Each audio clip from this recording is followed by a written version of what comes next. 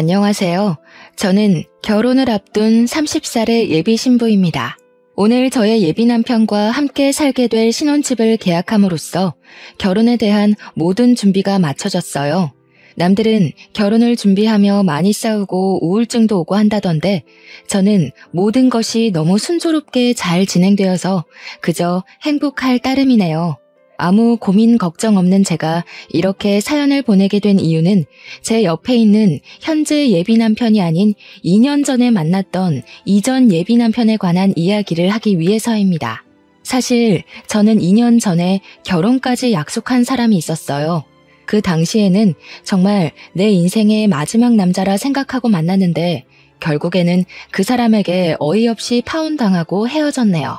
헤어지고 나서는 좀 힘들기는 했지만 지금 보면 그 사람과 헤어져서 더 좋은 남자를 만날 수 있게 된 것 같아요.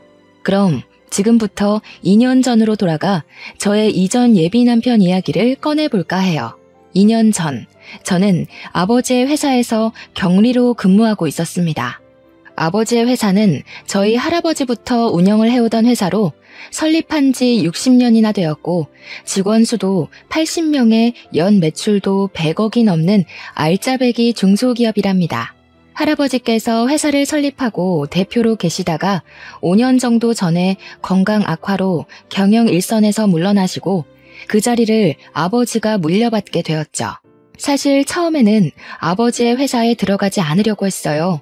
왜냐면 아버지의 회사는 화학 관련 회사인데 저는 이쪽은 아예 관심도 없고 전혀 모르는 데다가 회사보다는 사회복지 쪽에 관심이 더 많았거든요. 그래서 화학과를 가라는 아버지의 뜻을 따르지 않고 사회복지학과를 졸업하고 사회복지 관련 센터나 요양원을 차려 운영하려고 했답니다. 그런데 아버지는 유일한 자식인 제가 이 회사를 물려받기를 원하셨어요. 하지만 제가 계속 싫다고 하자 그럼 아버지는 딱 3년만 회사에서 일을 해보고 정말 아니라고 생각되면 그때 제가 하고 싶은 대로 하라고 하셨습니다. 처음에는 말도 안 되는 소리라고 거절했지만 아버지는 사회복지센터나 요양원도 엄연한 기업인데 아무것도 모른 채 멋모르고 운영해서 실패하는 것보다는 아버지 옆에서 3년간 일하며 회사 운영하는 방법을 보고 배우는 것도 좋지 않겠냐고 하시더라고요. 곰곰이 생각해보니 아버지의 말씀이 틀린 말은 아니라서 그 뒤로 아버지의 뜻을 따라 회사에서 일하게 되었습니다. 그러나 회사 일은 역시 제 적성에 맞지 않았어요. 그래도 아버지께 말씀드린 것도 있으니 지루하고 일하기 싫어도 꾸역꾸역 참고 일을 했죠. 그러던 어느 날 회사에 제 이상형에 가깝고 목소리도 아주 멋진 분이 방문했습니다. 그분은 우리 회사 거래처 사장님의 둘째 아들인데 아버지 회사에서 일하게 되었다며 앞으로 잘 부탁드린다고 꾸벅 인사를 하더라고요. 저는 커피 한 잔을 건네주며 이야기를 잠시 나눴는데 나이는 저와 같은 28살에 이름은 홍민호였어요. 잠깐의 시간이었지만 둘 다 아버지의 회사에서 일하고 나이도 같다는 공감대가 있어서 그런지 대화가 잘 통한다고 느껴졌답니다. 그 뒤로 회사 업무를 핑계로 몇 번 통화도 하고 만나서 이야기도 나누면서 친분을 서서히 쌓아갔고 그렇게 몇 달이 지나 우리는 연인이 되었어요. 연애만 할 때는 그저 행복했습니다. 제가 평소에 꿈꿔왔던 이상형이었고 목소리가 너무 멋지고 무엇보다 항상 자신의 의견보다 제 의견을 우선시해 주었거든요. 저는 이 사람과 결혼하면 평생 행복하게 살 수 있을 것 같다는 확신이 들었고 연인 사이가 된 지 6개월 만에 정식으로 부모님께 인사를 드리자고 했습니다. 예비 남편도 저의 생각에 동의해서 먼저 이번 주말에는 우리 집에 먼저 인사를 드리고 다음 주말에 예비 남편의 집에 인사를 드리기로 했어요. 예비 남편이 우리 집에 오기로 한 날 아침이 밝았어요. 우리 엄마는 제가 집에 남자를 데리고 온다고 하자 아주 많이 반가워하시며 새벽부터 일어나 이것저것 음식을 장만하셨습니다.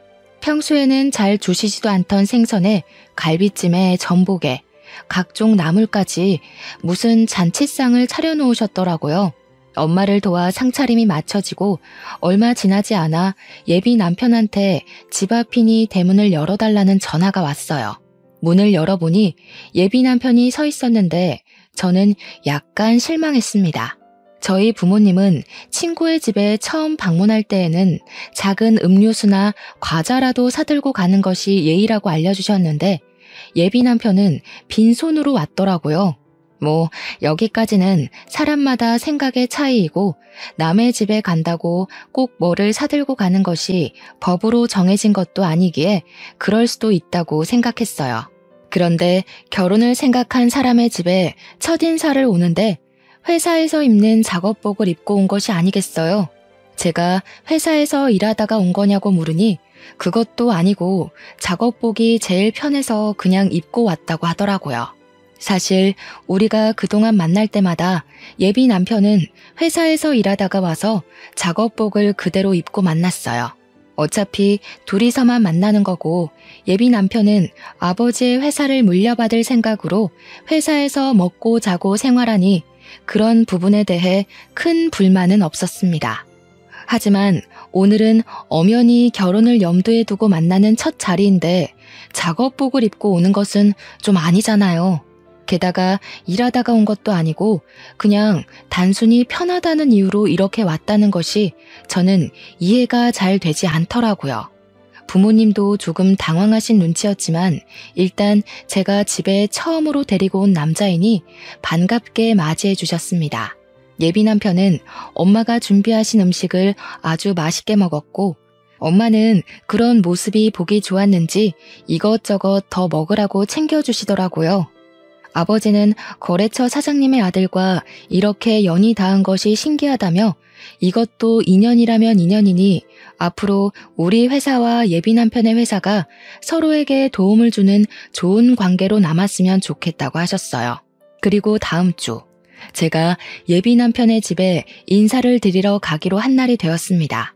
저희 부모님은 그래도 첫 방문이니 뭐라도 들고 가야 한다며 과일 바구니를 준비해 주셨어요. 옷도 그냥 편하게 청바지에 티셔츠를 입고 가려고 했는데 엄마는 첫인사인데 이렇게 입고 가는 것은 조금 아닌 것 같다며 정장 스타일의 원피스를 입고 가라고 하시더라고요. 그렇게 저는 원피스에 과일 바구니를 들고 예비 남편의 집 앞으로 가서 전화했습니다. 그런데 예비 남편이 전화를 받지 않더라고요. 2번, 3번 해도 전화를 받지 않길래 벨을 눌렀더니 예비 남편이 자다 일어난 얼굴로 잠옷을 입고 나왔어요. 오늘 분명히 인사를 드리러 간다고 어제 통화까지 했는데 지금 이 시각까지 잠을 자고 있느라 전화도 받지 못했다는 것이 좀 그렇더라고요. 어찌되었든 예비 남편을 따라 집 안으로 들어갔습니다.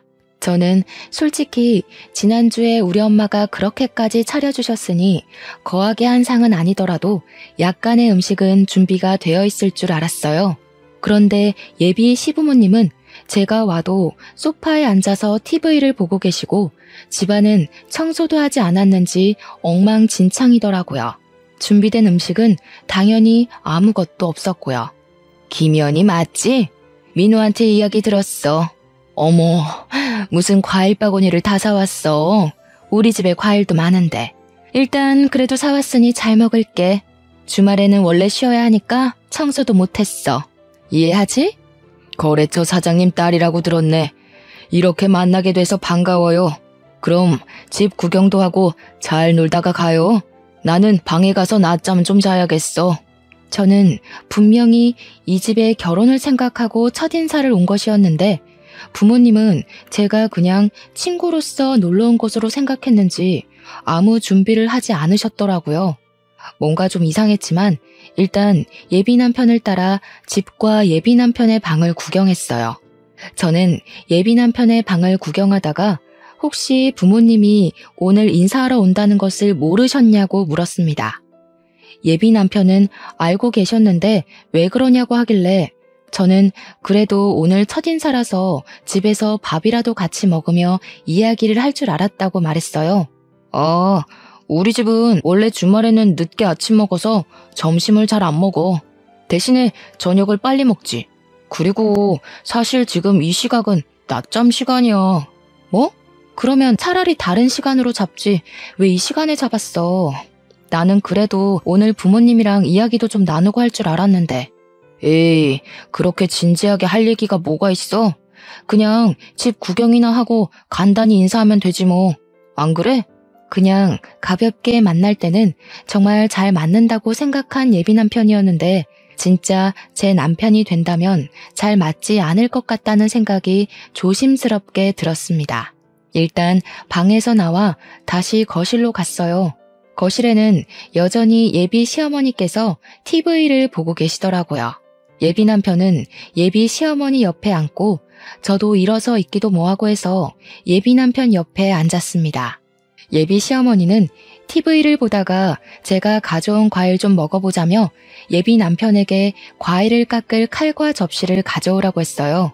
예비 남편이 주방에서 칼과 접시를 챙겨오자 예비 시어머니가 저에게 칼과 접시를 넘기며 과일 좀 깎아보라고 하고 다시 TV를 보시는 게 아니겠어요?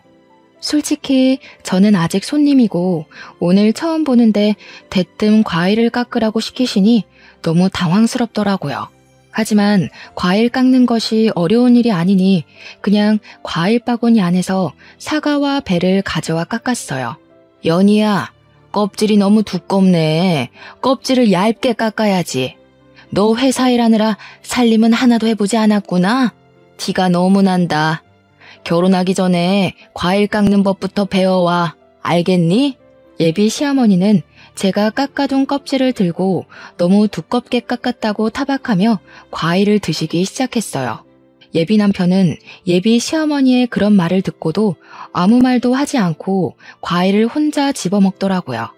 솔직히 우리 집에서는 예비 남편 온다고 상다리 휘어지게 잔치상을 차려 대접했는데 여기서는 물 한 잔도 받아먹지 못하고 이렇게 과일이나 깎고 있으며 타박까지 듣는 것이 화가 났어요.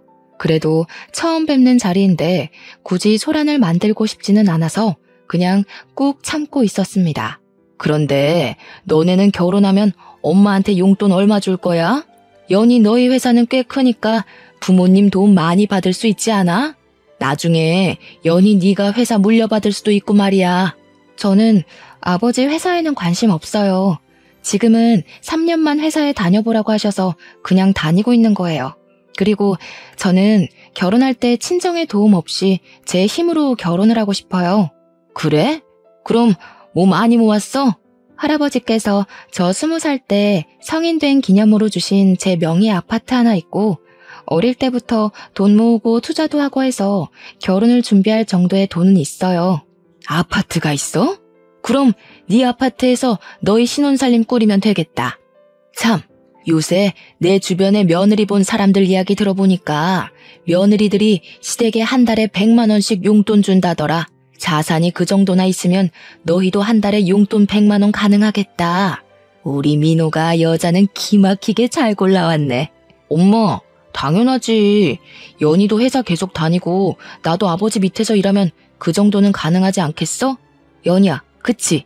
저는 솔직히 아버지 회사 3년만 다니고 관두고 제 갈 길을 갈 것이고 제 명의 아파트는 여기서 먼 서울이라 거기서 신혼살림을 꾸릴 생각 없습니다. 그리고 시부모님 용돈은 아직 생각을 해보지는 않았지만 한 달에 100만 원은 조금 과한 것 같다는 생각이 드네요. 그리고 시부모님께 한 달에 100만 원을 드리면 친정 부모님께도 100만 원씩 드려야 하는데 그럼 한 달에 200만 원이 나가는 셈이 되니 너무 부담되네요. 너도 설마 시댁과 친정이 무조건 똑같아야 한다고 생각하는 그런 아이니? 어차피 친정은 회사도 엄청나게 잘 되고 돈도 많은데 굳이 용돈을 왜 드려? 그리고 아파트가 회사가 멀어서 그곳에서 신혼집 못 꾸리겠으면 그 집 팔면 되잖아. 그 팔고 난 돈으로 이 근처에다가 신혼집 얻어서 살면 되지. 그러면 빚도 생기지 않고 딱 좋네. 그치? 무조건 안 된다고 하지만 말고 내 말 한번 진지하게 생각해봐. 어른 말 잘 들으면 자다가도 떡이 나온단다 얘야. 예비 시어머니는 제 명의 아파트를 판 돈으로 이 근처에 신혼집을 마련하고 한 달에 자신에게 100만 원씩 보내주길 바라는 눈치였습니다. 저는 그런 요구가 너무 기가 막혔어요. 제 명의 아파트니까 필요하다면 제 마음대로 아파트를 팔 수 있기는 하지만 할아버지의 선물이니 될 수 있으면 오래 가지고 있다가 나중에 의미 있게 사용하고 싶었거든요. 그런데 예비 시어머니는 그 아파트를 팔고 집을 마련하라고 하고 심지어 한 달에 100만 원이나 되는 큰 용돈을 그저 바라고만 계시더라고요.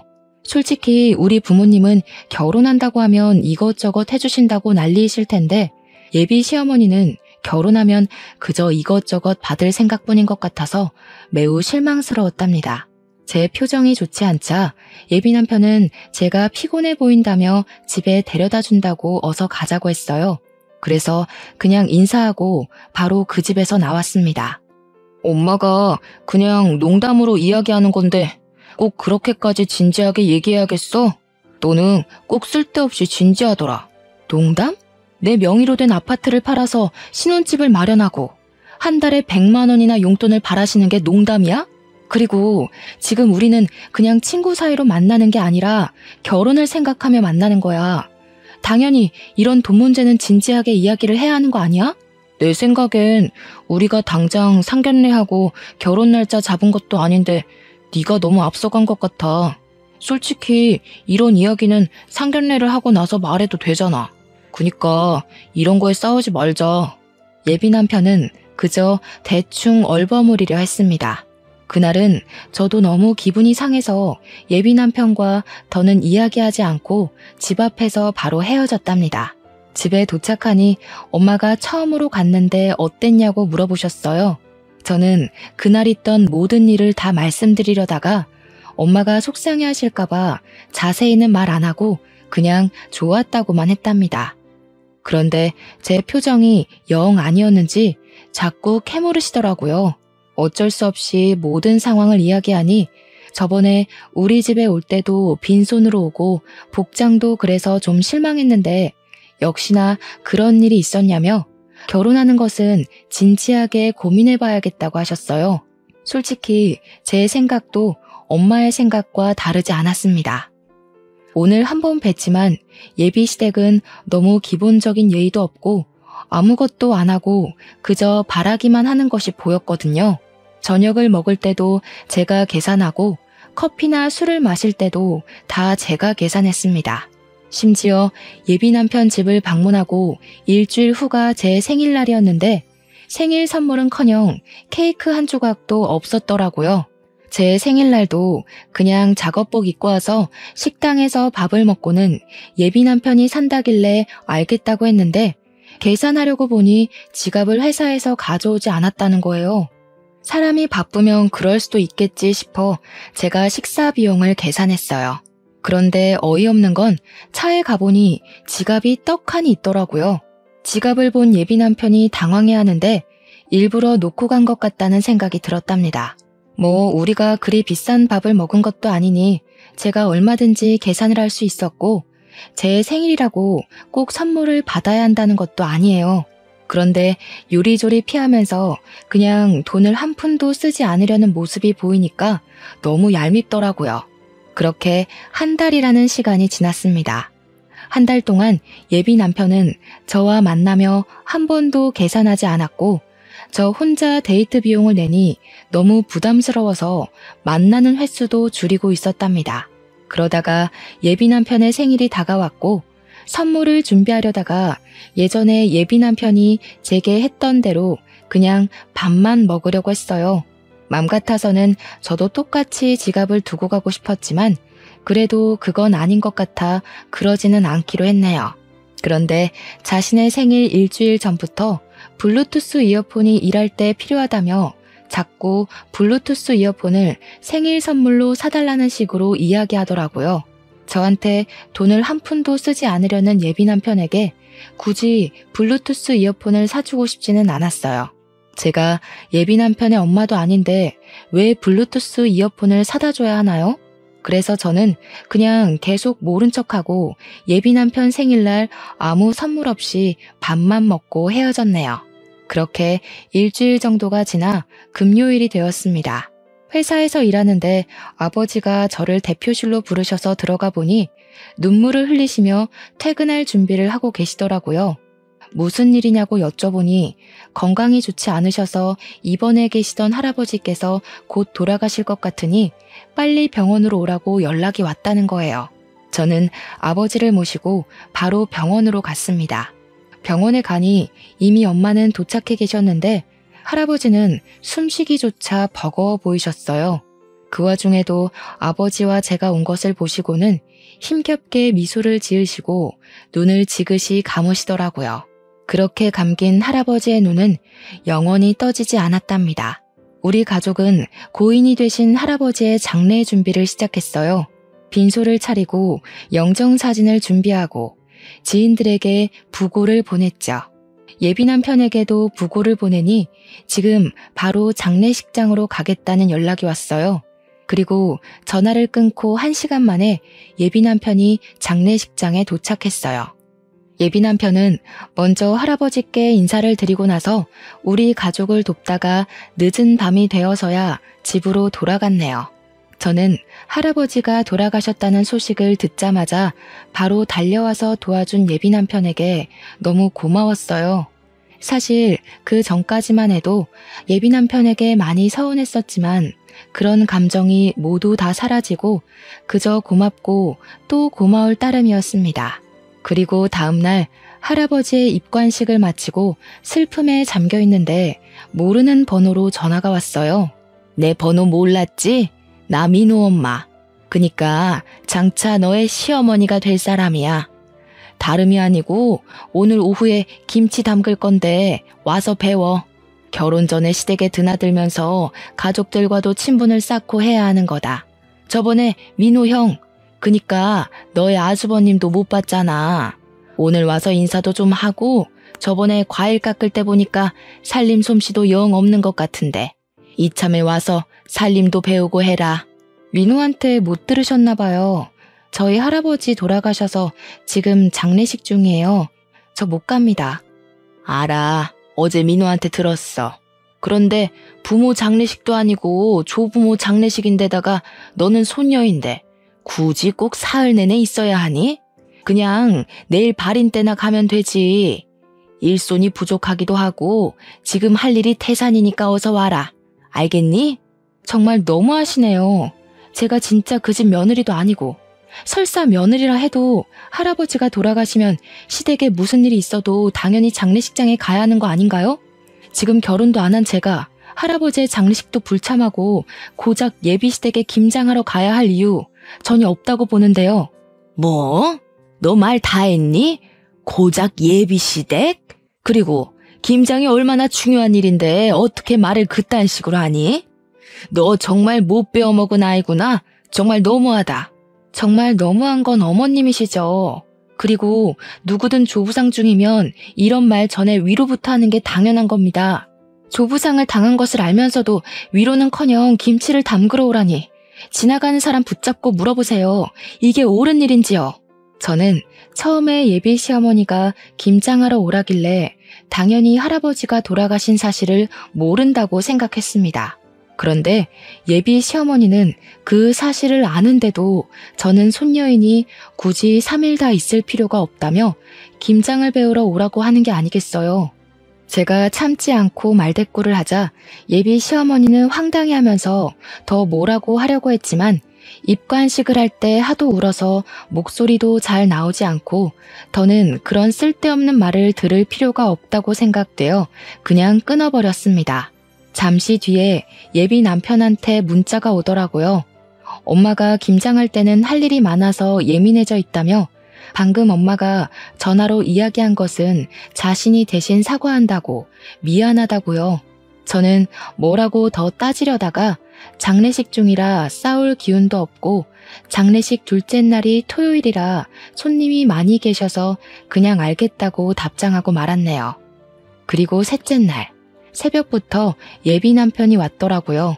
할아버지의 발이 나는 것을 지켜보고 우리 가족이 울고 있으니 손수건을 가져다 주기도 하고 다들 밥을 먹지 못하고 있으니 율무차를 뽑아오는 등 알뜰살뜰히 우리 가족을 챙겨주었습니다. 전날 김장하느라 예비 남편도 힘들었을 텐데 새벽부터 와서 함께 해주니 너무 고마웠어요. 예비 남편이 잠깐 자리를 비웠을 때 엄마는 처음에 사람이 영 아닌 것 같았는데 다시 보니 오해한 것 같다고 하셨어요. 저 역시 할아버지의 장례식을 통해 예비 남편이 다시 보였답니다. 모든 장례를 마치고 아버지도 너무 고맙다며 조만간에 크게 밥 한 번 사겠다고 약속하셨어요. 그 후로 부모님은 예비 남편에게 밥을 사줘야 하니 약속을 잡으라고 했지만 예비 남편의 회사 일이 갑자기 바빠지는 바람에 그 뒤로 밥은커녕 데이트도 제대로 못했네요. 시간이 흘러 설날이 다가왔어요. 우리 가족은 명절이 되면 평소에 바빠서 가지 못했던 여행을 가요. 연휴가 길면 해외로 가기도 하는데 이번에는 연휴가 짧아서 제주도로 여행을 가기로 계획하고 이 사실을 예비 남편에게도 이야기했습니다. 제주도?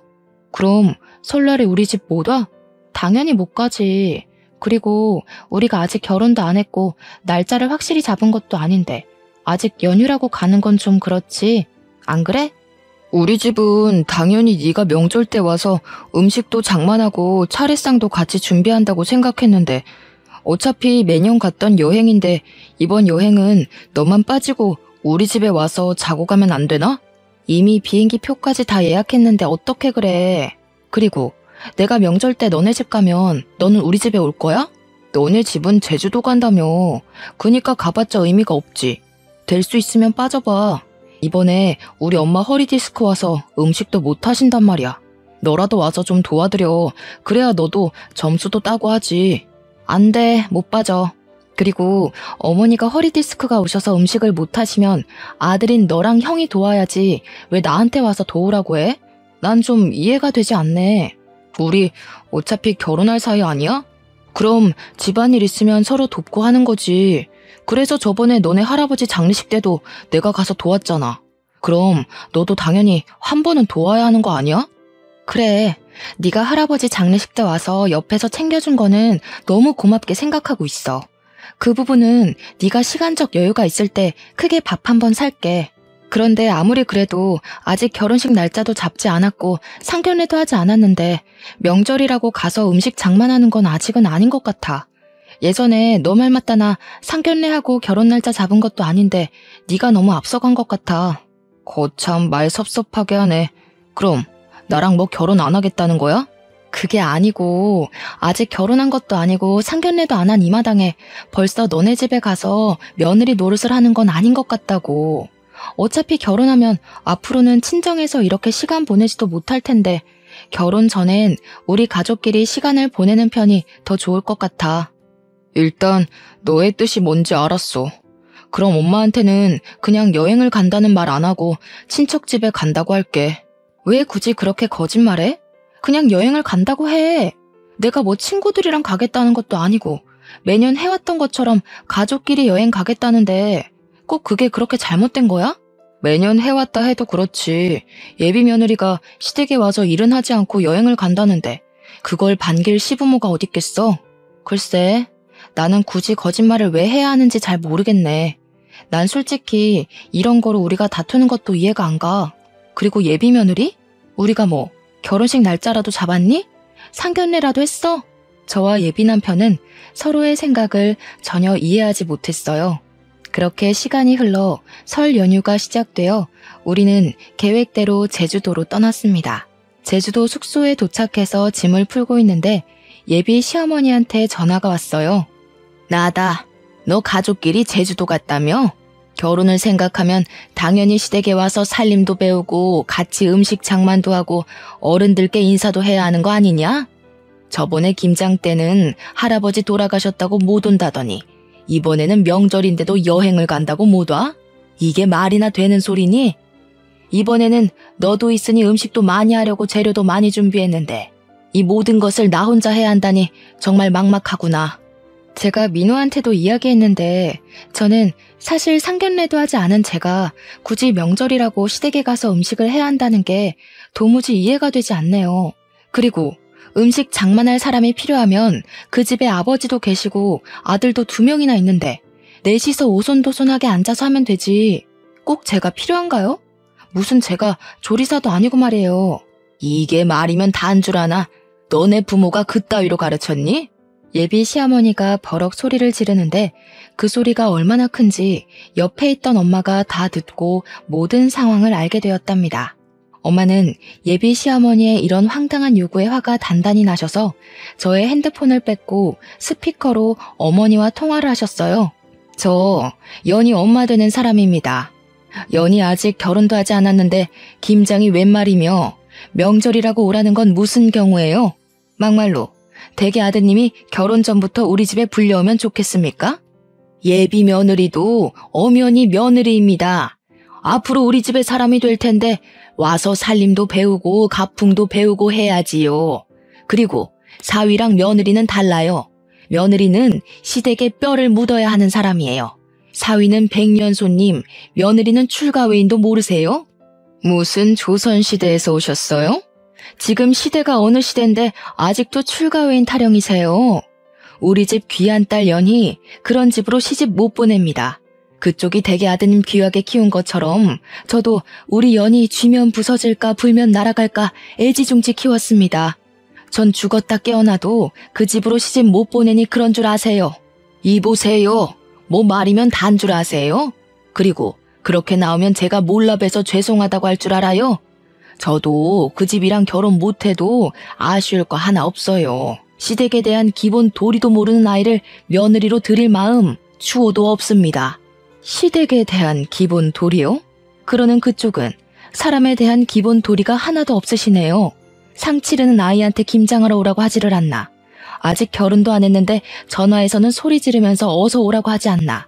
저는 이렇게 도리가 없는 집안에 우리 연희 절대 못 보냅니다. 전화 끊습니다. 엄마는 많이 화가 나셔서 민호랑 절대 결혼시키지 않을 테니 그만 만나라고 하셨습니다.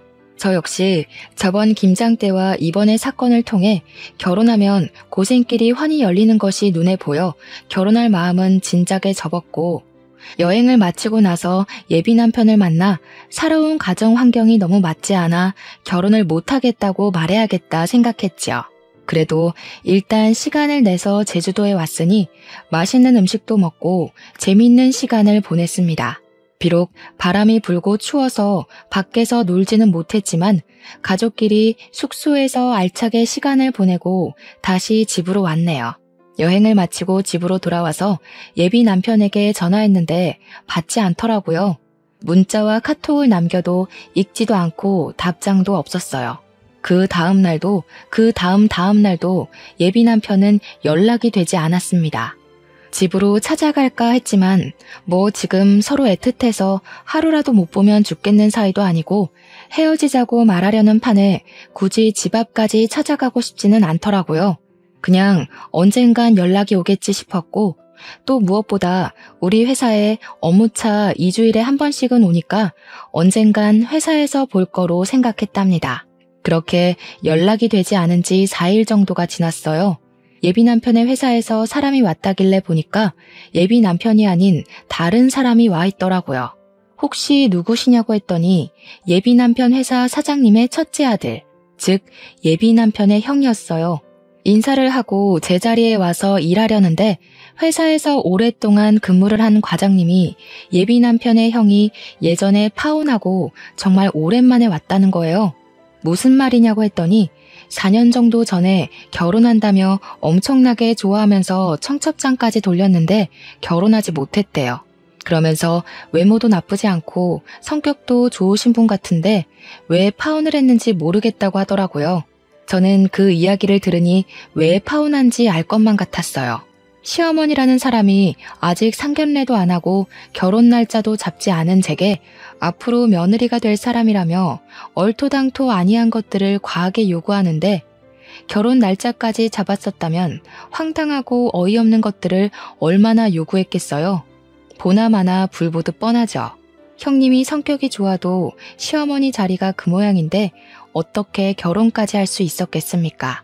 저는 형님과 결혼하려고 했던 그 여자분의 마음이 100번, 1000번 이해가 가더라고요. 그렇게 한 달 정도가 지났지만 여전히 예비 남편은 연락도 문자도 없었어요. 물론 우리 회사에도 오지 않았고요. 연락이 없는 지 2달 정도 되었을 때 집에서 쉬고 있는데 아버지가 아직도 민호와 만나고 있냐고 물어보셨습니다. 그래서 솔직히 제주도에 다녀온 이후로 연락이 두절돼서 만나고 있지는 않은데 따로 집에 가서 기다리기도 싫고 해서 그냥 연락 없이 지내고 있다고 했어요. 10살짜리 애들도 아니고 결혼까지 생각했다가 헤어질 마음이 있으면 만나서 이야기하고 제대로 끝내야지. 일방적으로 연락을 끊는 건 무슨 경우라니? 아들이나 그 아버지나 정정당당하지 못한 것은 똑같구나. 사실 민호네 회사에서 우리 회사 제품이 좋지 않은 것처럼 거짓말을 하며 악의적으로 허위 사실을 유포했단다. 내가 알아보니 거기 사장, 그러니까 민호의 아버지가 그런 짓을 벌인 것 같아. 그래서 요새 회사 매출이 떨어진 거예요? 보니까 거래처에서 연락도 많이 안 오고 거래량도 많이 줄었더라고요. 그래. 그래서 거래처 사장들한테 일일이 다 전화해서 오해라고 말하고는 있는데 일단 너는 지금 헤어진 것이 맞는 거지? 마음 같아서는 경찰에 허위사실 유포죄로 고소해버리고 싶지만 경찰서 들락날락하는 것도 번거로운 일이니 그렇게까지는 않고 그냥 너와 민호와 있던 일들 거래처에 이야기하며 인성이 좋지 않은 집안이라고 거래처들에 말하고 싶은데 그래도 되겠니? 네, 전 그래도 상관없어요. 그냥 그렇게 꼭 해주세요. 그런 집은 절대로 잘 되면 안 돼요. 그 후로 아버지는 거래처 사장님들께 예비 남편과 저의 이야기를 다 퍼뜨렸습니다. 그랬더니 거래처 사장님들은 예비 남편의 회사가 경영도 아주 더럽게 하고 인성도 별로라며 하나 둘씩 예비 남편의 회사와 거래를 끊겠다고 했답니다. 결국 예비 남편의 회사는 매출이 없어 회사가 문을 닫았고 이렇게 회사가 망하고 나니 그제야 예비 남편에게 전화가 왔어요. 야, 너네 아버지 때문에 우리 회사 다 망했잖아. 이게 지금 뭐 하는 짓이야, 치사하게. 오랜만이네. 몇 달 만에 연락했으면 최소한 그동안 잘 지냈냐고 안부 인사 먼저 하는 게 예의 아니니? 먼저 치사하게 나온 쪽이 누군데 우리한테 난리야? 우리 아버지가 무슨 근거 없는 이야기 했니? 우리는 실제 사실을 이야기한 것 뿐이야. 그리고 너는 애도 아니고 헤어진다고 잠수를 타냐? 나 참 어이가 없어서. 아니다. 기본적인 예의도 모르고 바라는 것만 많은 너네 집이랑 시작 전에 이렇게 헤어지는 게 다행이지. 아무래도 우리 집 조상신이 나를 구해준 것 같네. 뭐? 너 어떻게 말을 그따위로 해? 제정신이야? 아무리 그래도 우리 결혼을 생각하고 진지하게 만났던 사이였어. 그래, 우리 결혼을 생각한 사이였지. 그런데 너는 그렇게 잠수 타냐? 지금 우리 거의 석 달 만에 연락한 건 알고 있지? 우리가 정말 진지하게 만남을 생각했다면 이렇게 오랫동안 잠적했겠어? 우리는 이제 결혼을 앞뒀던 사이가 아니라 원수보다도 못한 사이가 된 거야. 알겠니? 더는 너랑 내가 할 얘기 없을 것 같은데 끊는다. 차마 잘 지내라는 말은 못하겠다. 안녕. 저는 마지막으로 하고 싶던 말 다 쏟아내고 끊어버렸고 그 뒤로 연락이 오지 않았습니다. 이렇게 저는 파혼했네요. 그 뒤로 한동안은 뭔가 마음이 허해서 회사 일과 공부에만 미쳐서 살았어요. 그 결과 회사에서도 인정받고 컴퓨터 관련 자격증도 따고 영어 실력도 향상되었죠. 그렇게 살다가 회사에서 좋은 대리님을 만났고 그분은 저의 진짜 예비 남편이 되어 결혼을 앞두고 있답니다. 물론 파혼을 한 저의 사연도 다 말했는데 제 상황을 누구보다 안타까워했고 이해해 주었어요. 게다가 제 진짜 시부모님이 되실 분들은 너무 인자하시고 집에 방문하면 하나라도 더 챙겨주시려고 하세요. 정말 저를 딸처럼 생각하시는 것이 눈에 보여서 너무 감사한 마음으로 행복하게 결혼 준비를 하고 있답니다. 연애와 관련된 말 중에 똥차가 가고 벤츠가 온다라는 말 있죠? 아마 한 번쯤은 다들 들어보셨을 텐데 저는 사실 이 말을 싫어했어요. 본인 스스로 벤츠를 살 수 있는 능력을 키우면 되는데 아무것도 하지 않고 벤츠처럼 좋은 남자가 오기만을 기다리는 것 같았거든요. 그런데 똥차를 만나고 허한 마음을 채우려 이것저것 공부하며 스펙을 쌓으니 정말 제 인생에 벤츠 같은 남자가 왔네요. 2년 전 파혼을 겪으면서 한때는 정말 우울하기도 했는데 그래도 지금 생각하면 그때 많이 배우고 내면적으로 성장하게 된 계기가 된 것 같아요. 지금 제 사연을 듣고 계시는 분 중에서도 예전에 저처럼 파혼을 생각하시거나 파혼을 이제 막 경험한 분들도 분명히 계실 것으로 생각합니다. 파혼을 겪었다고 해서 인생을 실패한 것이 아니니 너무 좌절하지 마세요. 여러분에게 파혼의 시련을 안겨준 똥차가 갔으니 이제는 자신의 스펙을 쌓고 내면을 착실하게 다져서 여러분만의 벤츠를 꼭 찾으셨으면 좋겠습니다. 희망과 용기를 잃지 마시고 열심히 살아보자고요. 저의 사연을 듣고 누군가는 위로와 용기를 얻길 바라며 저의 이야기를 마쳐볼까 합니다. 들어주셔서 감사합니다.